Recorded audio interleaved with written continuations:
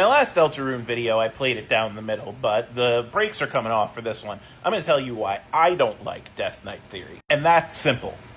Death simply cannot be the knight and be the lost girl at the same time. Every form of Death Knight theory comes with this caveat that Death was somehow split.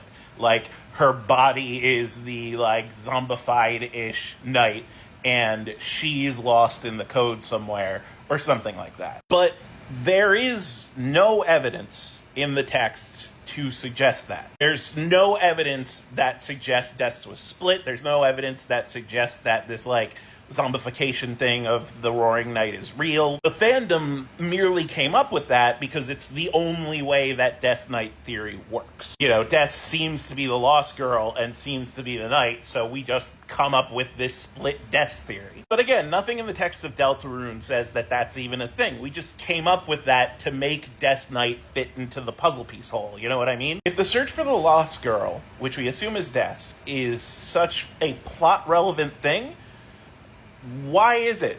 Because the knight's right there. Chris is even working with the knight.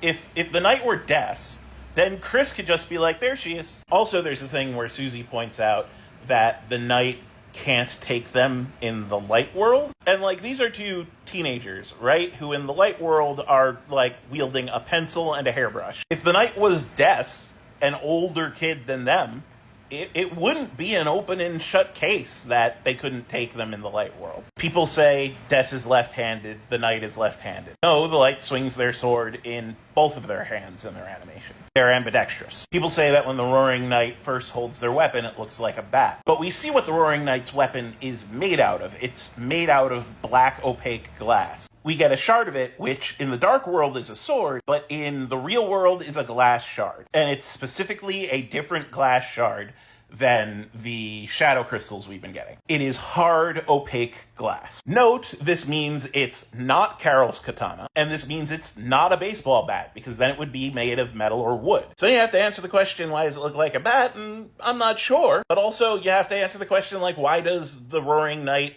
have poses that all mimic Chris? Also, I'm not sure. But, the weapon looks like a bat for a frame is, not enough evidence to say that the knight is Death. That there's a connection to Death, sure, but not enough evidence that the knight is Death. I personally think that the knight is Rudy. He is the only character in Hometown that stands to reason he would get his shit rocked if, two teenagers attacked him.